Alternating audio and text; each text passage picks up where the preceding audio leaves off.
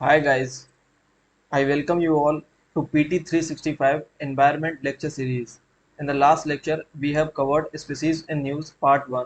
So in today's lecture, we are going to proceed with the same topic Species in News. It should be the Part 2 of the lecture. अभी तक जो हमने देखा था उसमें हमने फर्स्ट लेक्चर में जो एनिमल्स कवर किए थे those were the territorial animals. Territorial animals में हमने grey wolf, red panda, Asiatic lion, cheetah, Indian tiger, Indian elephant, Nilgiri tahr, hoolock गिवन, pangolin, markhor and Indian bison, fishing cat, इन सभी animals को हम ऑलरेडी पढ़ चुके हैं इंक्लूडिंग आइवेरियन लिंक्स। अगर आपने पहला लेक्चर नहीं देखा है तो जाके देख लो। Today we are going to start with avian species and aquatic species. So आज के लेक्चर में हमारे ये दो टॉपिक कवर होने वाले हैं, avian species and aquatic species, जिनमें हम ये जो लिस्ट हमारे स्पीसीज की दी गई है इनको हम आज के लेक्चर में कवर करने वाले हैं। So without wasting any time, let us start with our today's lecture. So avian species में अगर हम सबसे पहला जो हमारा यहाँ पर स्पीसी आती है that is Indian vulture. Indian vulture के बारे में इन्वायरमेंट के पर्सपेक्टिव से इंडियन वल्चर हमारे एग्जाम पॉइंट ऑफ व्यू से इम्पॉर्टेंट हो जाता है। अगर आप इंडियन वल्चर का जो साइंटिफिक नेम देखें, इट इज़ जिप्स इंडिकस। क्या ये एग्जाम के लिए इम्पॉर्टेंट है? I would say no. Exam के लिए आपको इसको याद रखने की इतनी कोई ज़रूरत नहीं है, बट इंडियन वल्चर के कैरेक्टरिस्टिक्स के बारे में, IUCN status and WPA status, ये आपको पता होना चाहिए। अगर हम इंडियन वल्चर को देखें तो इसका IUCN status is critically endangered. This word is critically endangered and it also comes under 22 species covered under species recovery programme. तो जो स्पीसीज रिकवरी प्रोग्राम गवर्नमेंट ने स्टार्ट की है उसके अंतर्गत भी इसको भी इंक्लूड किया गया है। और अगर हम देखें इसका वाइल्ड लाइफ प्रोटेक्शन एक्ट में क्या स्टेटस है तो उसमें भी इसको शेड्यूल 1 में डाला गया है। अब हम कॉन्टेक्स्ट समझते हैं कि ये न्यूज़ में क्यों है। यहाँ पर मुदुमलई टाइगर रिजर्व जो कि तमिलनाडु में है, वहाँ पर Moyar Valley is the only region with largest nesting colony of Gyps vultures in wild। तो वाइल्ड में इस इंडियन वल्चर की लार्जेस्ट जो नेस्टिंग कॉलोनी है वो मोयर वैली में मुदुमलई टाइगर रिजर्व में लोकेटेड है। ये चीज़ न्यूज़ में थी और इसीलिए इसके बारे में हमें जानना इंपॉर्टेंट हो जाता है। Let us see the characteristics of this bird. It possesses whitest feathers on a dark head and neck and a pale color। इसके कलर के ऊपर इतना ज़्यादा कुछ स्टेटमेंट बनेगा, I would say chances are very less कि ऐसा पूछा जाएगा कि कलर क्या होता है।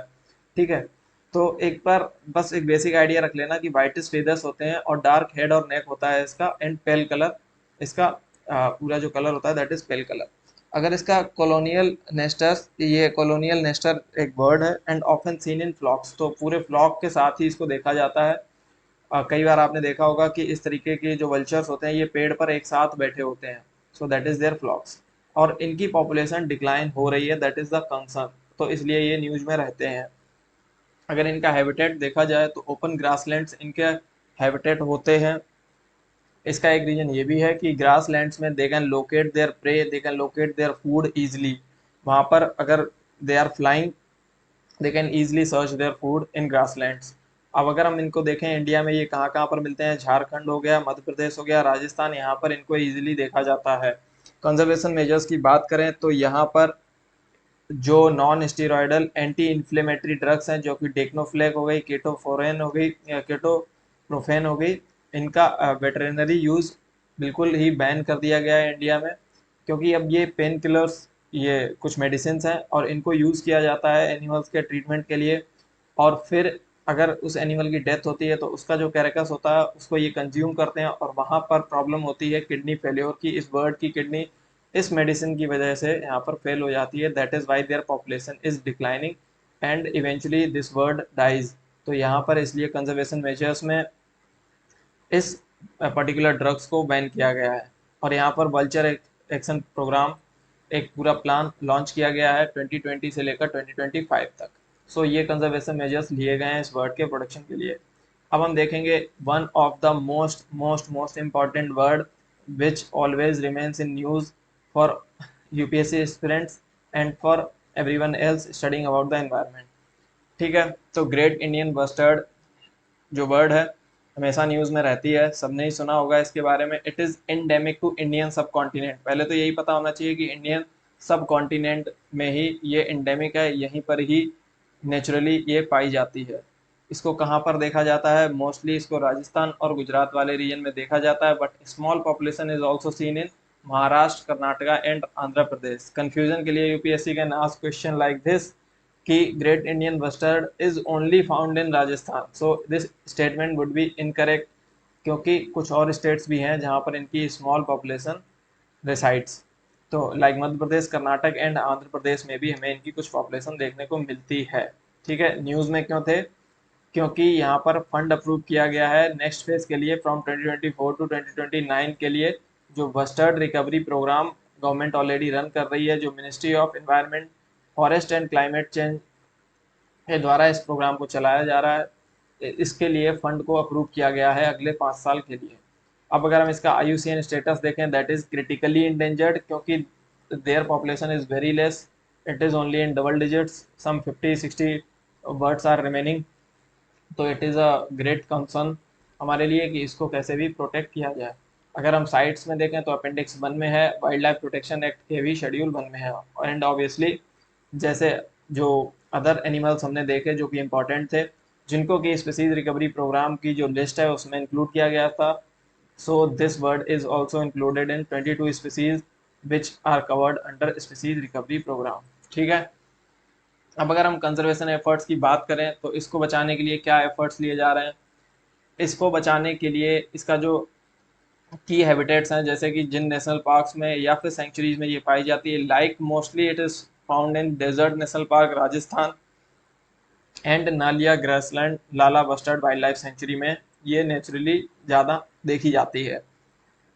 Great Indian bustard conservation breeding centre खोले गए हैं, कहाँ पर? राजस्थान में। यहाँ पर this is important, artificial insemination किया जा रहा है to grow their population. National breeding centre खोला गया है जैसलमेर में, you can see the picture, आप गूगल कर सकते हो, national breeding centre Jaisalmer for great Indian bustard.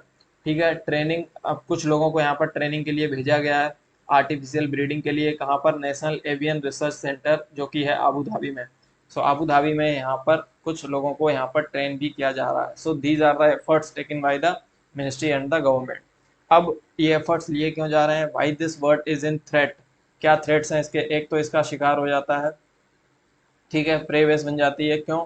क्योंकि ये ग्राउंड ड्वेलिंग एक बर्ड है जो कि ज़्यादातर जो ग्राउंड है उस पर घूमती है, and they make their nest on the ground. तो इनकी एक हैबिट ये भी है कि ये अपना जो नेस्ट, अपना जो घोंसला बनाते हैं वो ये ग्राउंड पर ही बनाते हैं।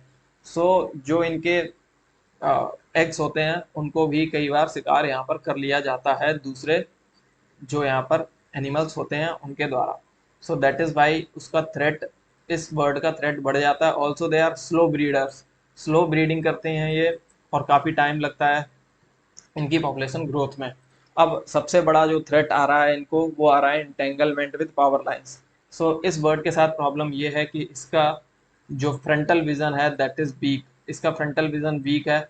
ये अपनी गर्दन को ऊपर रखता है और जब ये उड़ती है तब भी इसको प्रॉपरली फ्रंटल विजन इसका क्लियर होता नहीं है, जिसकी वजह से जो पावर लाइंस यहाँ से गुजरती हैं उन पावर लाइन से ये टकरा जाती है, और उस टकराने की वजह से ये इनकी मृत्यु हो जाती है। So they dies due to this entanglement with power lines, not due to electrification. तो यहाँ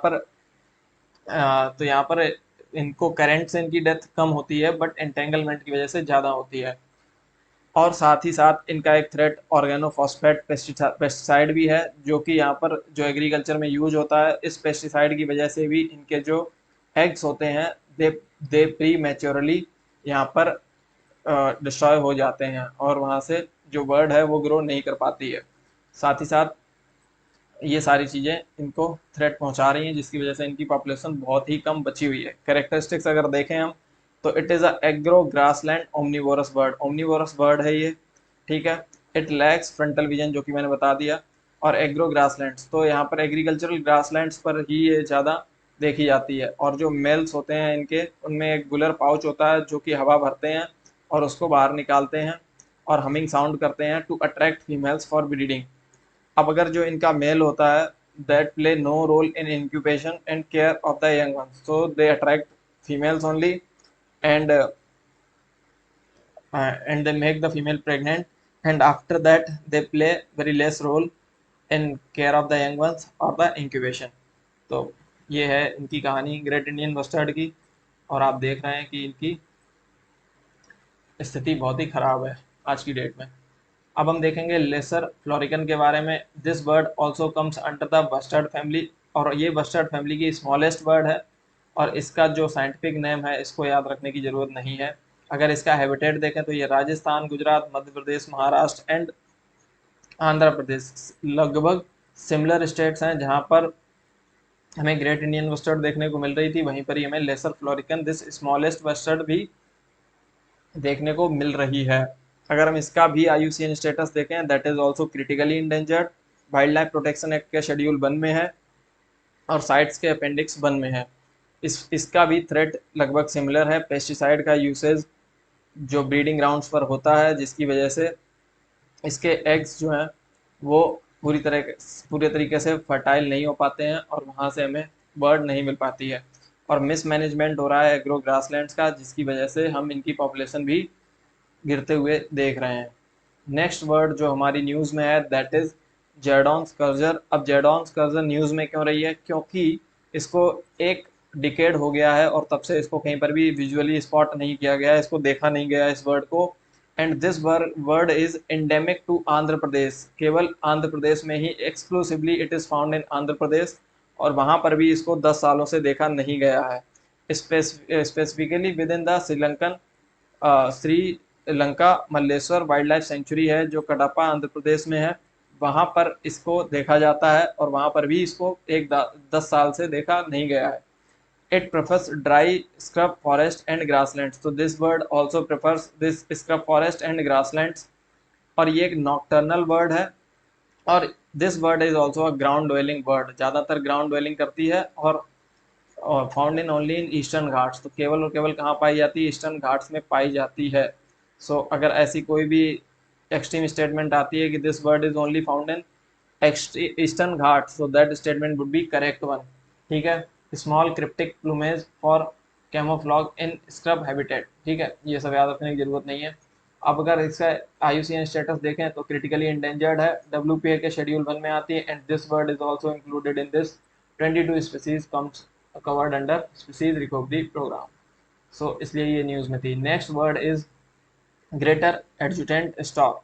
अब हुआ क्या है, ये न्यूज़ में क्यों आ गई वर्ड एकदम से? एक लेडी हैं पूर्णिमा देवी बर्मन। पूर्णिमा देवी बर्मन को एक अवार्ड मिला है 2024 विटले गोल्ड अवार्ड, जिसको कि ग्रीन ऑस्कर भी बोलते हैं, for the conservation of greater एजुटेंट this stock. तो इस बर्ड को कंजर्व करने के लिए पूर्णिमा देवी बर्मन को अवार्ड यहाँ पर मिला है, और इस बर्ड का स्टेटस हुआ करता था एंडेंजर्ड। तो यहाँ पर एंडेंजर्ड स्पीसीज हुआ करती थी, और वहाँ से इसको कंजर्व किया गया और इसका स्टेटस चेंज कर दिया गया है नियर थ्रेटेंड में। So this is a huge victory for Purnima Devi Barman and her team. तो उन्होंने क्या किया है, यहाँ पर एक हरगिल्ला इसको बोलते हैं, इस बर्ड का जो नाम है लोकली इसको हरगिल्ला बोला जाता है, और ये हरगिल्ला कहाँ पर रिसाइड करती है? इट रिसाइड्स इन आसाम, जहाँ पर इसकी 80% पॉपुलेशन पाई जाती है। उसके अलावा ये इंडिया में, बिहार में भी मिलती है, और फिर कंबोडिया में इसको देखा जाता है। It is one of the largest flying birds in the world. तो दुनिया में उड़ने वाले पक्षियों में सबसे वन ऑफ द लार्जेस्ट है ये भी। ठीक है, अब ये एंडेंजर्ड कैसे हो गई? क्योंकि एक तो टैबू था इससे रिलेटेड कि एक एक्सकेवेंजर्स है, एक गंदगी को ज़्यादा खाती है और गंदे एरिया में ही रहना पसंद करती है, एंड फीडिंग ऑन कैरियॉन्स, और ये जो बोन सेलर्स भी है, ये हड्डियों को भी खाना पसंद करती है। It also consume fish, reptiles and amphibians. तो फिश, रेप्टाइल एंड एम्फीबियंस को भी ये कंज्यूम करती है। सो इट वॉज बिलीव्ड कि इसके आसपास होने से वायरसेस फैल सकते हैं, कुछ ऐसे बैक्टीरियाज फैल सकते हैं जो कि डिजीज़ को स्प्रेड कर सकते हैं। That is why it was less taken care by the people. But अब पूर्णिमा देवी बर्मन ने जो कि जिम्मा उठाया और अपनी एक टीम बनाई जिसको हरगिल्ला आर्मी बोला, और उस आर्मी ने इसको, इससे रिलेटेड जितने भी टैबूज थे उनको यहाँ पर नेगेट किया, लोगों को अवेयर किया और इसको प्रोटेक्ट करने का काम किया। 20,000 करीब लेडीज़ इनकी आर्मी में काम करती हैं और उन्होंने इस बर्ड को बचाने का काम किया है और उसकी पॉपुलेशन को अच्छी खासी अमाउंट में बढ़ा दिया है and now it is near threatened. Wild life protection act के शेड्यूल 1 में आती है, it inhabits wetlands and nesting in tall trees with closed canopies. तो ऐसे ट्रीज जो क्लोज्ड कैनोपी टाइप होते हैं, काफ़ी बड़े होते हैं और उनके नीचे भी ट्रीज होते हैं, तो पूरी तरीके से जो घने पेड़ होते हैं वहाँ पर ये नेस्ट बनाती हैं अपना, और बैम्बू क्लम्प्स पर अराउंड नेस्टिंग ट्रीज के आसपास ही ये जो बैम्बू क्लम्प्स होते हैं वहाँ पर ये रहना पसंद करती हैं। सो इस बर्ड के बारे में हमें इतना पता होना चाहिए और इसका लोकल नाम हरगिल्ला भी याद होना चाहिए। ये एक इम्पॉर्टेंट बर्ड है हमारे एग्जाम के लिए भी। Next is Amur falcon. जो अमूर फैल्कन बर्ड है, अब ये एक माइग्रेटरी बर्ड है and it is one of the bird which covers one of the longest distance in migration. तो 22,000 किलोमीटर की ये जर्नी कवर करती है from breeding ground in Russia and China. Basically जो साइबेरियन रीजन है वहाँ से लेकर ये साउथ अफ्रीका तक ट्रेवल करती है, जो कि डिस्टेंस होती है 22,000 किलोमीटर। और उसी रूट से ये इंडिया के मणिपुर और नागालैंड से गुजरती है और यहाँ पर भी ये ब्रीड करती है। सो यहीं पर ही इसकी हंटिंग हो जाती है, जिसकी वजह से यहाँ पर हुआ क्या है, न्यूज़ में क्यों आ गई है। तो मणिपुर का जो तामेंगलोंग डिस्ट्रिक्ट है वहाँ पर इसके हंटिंग पर बैन किया गया है, पूरी तरीके से complete ban on it's hunting and selling. तो हंटिंग और सेलिंग पर यहाँ पर बैन लगा दिया गया है। और आप देखोगे it feeds on dragon flies that follow a similar migration path. तो ऐसी ड्रैगन फ्लाइज को ये खाती है जो कि वही माइग्रेशन पाथ फॉलो कर रही होती है जिसमें कोई अमूर फॉल्कन भी गुजर रही होती है। अब इसका अगर हम IUCN स्टेटस देखें, at present IUCN status is least concern. तो हमारे लिए अभी इस बर्ड के लिए कोई खतरे की बात नहीं है, बट इन फ्यूचर खतरा बढ़ रहा था क्योंकि इसकी हंटिंग हो रही थी मणिपुर नागालैंड वाले रीजन में, और बाकी कंट्रीज में भी ऑब्वियसली हो ही रही होगी। बट यहाँ पर मणिपुर में बैन लगा दिया गया है। वाइल्ड लाइफ प्रोटेक्शन एक्ट के शेड्यूल 1 में इस बर्ड को रखा गया है। Although the IUCN status is least concern, but then also it is included in wildlife protection act schedule 1। ठीक है, अब इतना हमें इस बर्ड के बारे में भी पता होना चाहिए। So next we are going to cover about aquatic species. In aquatic species जो हमारी सबसे पहली स्पीसी है that is Eurasian otter. Eurasian otter is basically, इसको हिंदी में उदबिलाव भी बोलते हैं। यूरेशियन ऑटर, अब ये कॉन्टेक्स्ट ये न्यूज़ में क्यों है, for the first time in India Eurasian otter was radio tag. इसको रेडियो टैग किया गया है सतपुड़ा टाइगर रिजर्व मध्य प्रदेश में। ठीक है, तो मध्य प्रदेश में इसको रेडियो टैग किया गया। IUCN स्टेटस इसका क्या है, नियर थ्रेटेंड। तो अभी इस पर कोई ऐसा खतरा नहीं है। अगर हम इस पे देखें इसका साइट्स में, तो ये अपेंडिक्स 1 में आता है, वाइल्ड लाइफ प्रोटेक्शन एक्ट पे भी शेड्यूल 1 में आता है। ठीक, कैरेक्टरिस्टिक्स की अगर बात करें तो ग्राउंड फर होता है, adopted for aquatic lifestyle. Aquatic lifestyle को अडॉप्ट करता है, ये वेब्ड फीट होते हैं which help in swimming and ability to close small ears and nose underwater. तो पानी में अंदर जाता है जब ये हंटिंग करता है, तब फिर ये अपने स्मॉल जो इसके छोटे कान और इसके नोज होती है उसको ये बंद कर लेता है। अदर 2 ऑटर स्पीसीज जो इंडिया में पाई जाती हैं, they are smooth coated otter and Asian small clawed otter. तो ये 2 स्पीसीज इंडिया में पाई जाती हैं and the third one is Eurasian otter. 3 species are found in India. Habitat की अगर हम बात करें, so this otter Eurasian otter is found in Europe, Asia and Africa. तो यूरोप में भी पाया जाता है, एशिया एंड अफ्रीका में भी ये देखा जाता है। इंडिया में ये नॉर्थ स्टेट्स में, नॉर्थ ईस्टर्न स्टेट्स में एंड सदर्न रीजन, तो साउथ के रीजन में भी ये हमें देखने को मिलता है। तो ये न्यूज़ में था, बहुत ज़्यादा इंपॉर्टेंट नहीं है हमारे लिए एग्जाम पॉइंट ऑफ व्यू से, बट एक बार इसको देख लेना। Next is vaquita. Vaquita news में है, vaquita is not found in India, not in Indian ocean. तो एक रिसेंट सर्वे हुआ है, उसने क्या बताया है कि devastating decline in population of endangered marine mammal. तो ये एक स्मॉल मरीन मैमल है लाइक गूडोंग, या फिर जो आप देखते हो डॉल्फिन की तरह ही ये एक पोर्पोइज है ये, जो कि एक मैमल है। सो ये बकीटा क्या है, it is the smallest and now most endangered species of the cetacean order. तो ये अपनी फैमिली में सबसे ही ज़्यादा इंडेंजर्ड स्पीसी है और इसकी पॉपुलेशन अराउंड 9 to 10 ही केवल बची हुई है। So this is a huge concern for the world. अगर हम कैरेक्टरिस्टिक्स में इसके देखें तो it is a tooth whale है ये, like dolphin and sperm whale, तो स्पर्म वेल और डॉल्फिन की ही तरह ये है, but the size of this fish is small. ठीक है, it is oppose to whales with baleen, तो जो वेल होती है उससे थोड़ा ये डिफरेंट कैरेक्टर्स शो करती है। और बलीन होता क्या है, baleen is a filter feeding system होता है जो कि माउथ में होता है, जो कि सच एज ब्लू वेल में जो कि होता है। ठीक है, हैबिटेट की अगर हम बात करें, इट इज एंडेमिक, ये आपसे कुछ नहीं पूछा जाएगा। ठीक है, अगर हम ये पूछा जा सकता है, बकीटा रिसेंटली वॉज इन न्यूज, ये है क्या, जब भी इंडियन स्पीसीज की बात होगी तब आपसे उसके कैरेक्टरिस्टिक्स को डिटेल में जाके पूछा जाएगा। अगर कोई ऐसी स्पीसीज जो कि इंडिया को बिलोंग नहीं करती है और कोई स्मॉल रीजन को दुनिया में बिलोंग करती है and which is not very much popular, तो फिर उससे रिलेटेड कुछ भी पूछा जाएगा तो उसका नाम रख दिया जाएगा और पूछा जाएगा this term has been in news, this term is related to what, तो वहां पर चार ऑप्शन दे दिए जाएंगे, it is a fish species, it is a reptile और it is a bee, whatever it is. तो इस तरीके के ऑप्शन दे दिए जाएंगे और आपको अपना सही ऑप्शन चूज करना होगा। हैबिटेट में अगर हम देखें, it is endemic to the Gulf of California, तो गल्फ ऑफ कैलिफोर्निया में ये पाई जाती है, जहाँ पर ये रहती है शैलो वाटर्स पर, शैलो वाटर्स पर रहती है और कोलोराडो एस्चुरी को बॉर्डर करती है ये। ठीक है, ये हमें इसके बारे में पता होना चाहिए। आईयूसीएन स्टेटस इसका क्रिटिकली इंडेंजर्ड है, बहुत ही ज़्यादा इसको खतरा है एक्सटिंक्शन का।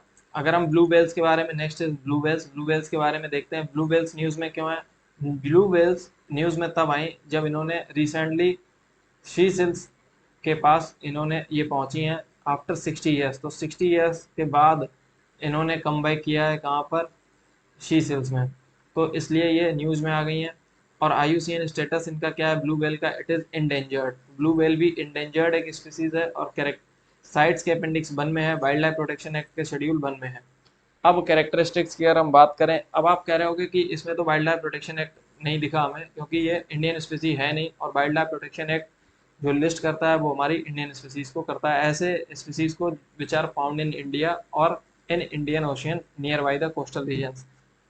तो जो यहाँ पर इंडिया के आसपास है ही नहीं स्पीसीज, तो उसको वाइल्ड लाइफ प्रोटेक्शन एक्ट में क्यों ही रखा जाएगा।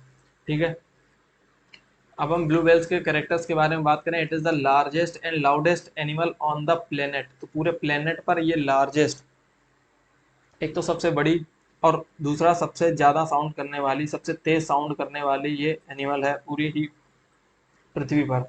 अगर हम इसके लाइफ स्पैन की बात करें तो ये 80 to 90 ईयर्स के अराउंड अपना जीवन बिताती है।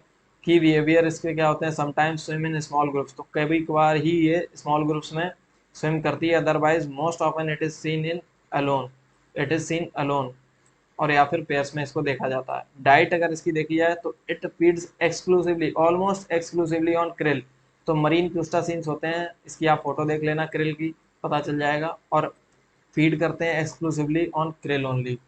तो ये है इसका कैरेक्टरिस्टिक। हैबिटेट की बात करें हम, तो found in all oceans except Arctic ocean, तो अगर हम आर्कटिक ओशियन को हटा दें तो बाकी सारे ही ओशियंस में ब्लू व्हेल हमें देखने को मिलती है। Next is Gangetic river dolphin, Gangetic river dolphin के बारे में देखते हैं। कॉन्टेक्स्ट क्या है, India conducts first ever Ganges river dolphin tagging in Assam, तो डॉल्फिन टैगिंग की गई है आसाम में, तो इसलिए ये न्यूज़ आ गई है और पहली बार ऐसा किया गया है। कैरेक्टरिस्टिक्स की बात करें, इसेंशली ब्लाइंड दिस, ये जो एक ये स्पीसी जो है ये ब्लाइंड होती है, रिलाई ऑन इको लोकेशन, तो इको लोकेशन पर ये रिलाई करती है, साउंड के रिफ्लेक्शन को ये डिटरमाइन करती है और वहाँ से ये लोकेशन का पता लगाती है, उसी से ही अपना फूड वगैरह भी ये ढूंढती है फॉर बायोलॉजिकल नीड्स। तो इसकी जो भी बायोलॉजिकल नीड्स होती हैं वो कैसे फुलफिल होती हैं, those are fulfilled through the sound reflection. अब इसको प्रॉब्लम क्या है, ब्रीथ करने के लिए इसको हर 13 से 120 सेकेंड में बाहर आना पड़ता है, और ब्रीथ करती हैं ये ब्लो होल की वजह से। तो आपने देखा होगा कि डॉल्फिन्स जब भी पानी में होती हैं तो फिर वो आप हमें पानी के ऊपर आती हुई दिखाई पड़ती हैं, सो वो यहाँ पर हमें कोई बहुत ही बड़ा व्यू देने के लिए नहीं आई होती हैं, वो पानी में ऊपर आती हैं टू टेक ब्रीथ, तो यहाँ पर ब्रीथ लेने के लिए उन्हें ऊपर आना पड़ता है। तो उनका जो मैकेनिज्म है ब्रीदिंग का, वो पानी में बिना ब्रीथ किए ज़्यादा देर तक नहीं रह सकती, तो इसलिए उन्हें सरफेस पर आना पड़ता है। आईयूसीएन स्टेटस इंडेंजर्ड है, साइट्स के अपेंडिक्स 1 में है, वाइल्ड लाइफ प्रोटेक्शन एक्ट के शेड्यूल 1 में हैबिटेट की बात करें, रिस्ट्रिक्टेड टू फ्रेश वाटर, तो फ्रेश वाटर में ही ये स्पीसीज पाई जाती है। तो अगर रिवर की जो हेल्थ है वो अगर अच्छी नहीं है, उसकी एक्वेटिक हेल्थ अच्छी नहीं है, तो फिर यहाँ पर इनकी पॉपुलेशन भी वहाँ पर कम हो जाती है या फिर ये वहाँ से चली जाती हैं। तो कहाँ पर गंगा, ब्रह्मपुत्रा, मेघना and Karnaphuli and Sangu river systems of Nepal, India and Bangladesh, तो इन एरियाज में ये रिवर, ये हमें डॉल्फिन देखने को मिलती है। इसके अलावा India houses about 90% of the global population of the dolphins. तो सबसे बड़ी प्राउड फील करने वाली बात यह है कि इंडिया में around 90% population, global population dolphins की देखने को मिलती है। इसीलिए आप कमेंट में मुझे बताओ कि India houses how much percent of the tigers population of the world and India houses how much percent of the elephants population of the world, जो कि हमने लास्ट के लेक्चर्स में किया हुआ है, और ये आप कमेंट में बताएंगे। और इसके कंजर्वेशन मेजर्स के बारे में अगर बात करें, the Vikramshila Gangetic dolphin century जो कि बिहार में बनाई गई है, is the only wild life sanctuary for its protection, तो एक पूरी वाइल्ड लाइफ सेंचुरी इसके प्रोटेक्शन के लिए बिहार में बनाई गई है। It is India's national aquatic animal, तो इसको इंडिया का नेशनल एक्वेटिक एनिमल बना दिया गया है। And is endemic to Indian subcontinent, तो ये जो डॉल्फिन है ये एंडेमिक है इंडियन सब कॉन्टिनेंट में। एंड प्रोजेक्ट डॉल्फिन भी अनाउंस किया गया था 15 अगस्त 2022 में। So these are the conservation measures which are taken. इसको सूसू भी बोलते हैं, इसका जो एक लोकल नाम है उसमें इसको सूसू भी बोला जाता है। तो ये सारी चीज़ें हैं जो हमें गंजेटिक डॉल्फिन के बारे में पता होनी चाहिए। So these are the two topics which we have covered, aquatic animals and avian species, aquatic species and avian species, these two topics we have covered in this lecture. In next lecture we will cover reptiles, insects and amphibians. So all these will be covered in the next lecture. So thank you for watching the lecture. If you have any doubt you can ask in comment. कोई भी problem आ रही है, exam की date बहुत ही पास है, तो हम कोशिश भी कर रहे हैं कि जल्दी से जल्दी आपको सारे लेक्चर्स प्रोवाइड कर दिए जाएँ। So thank you for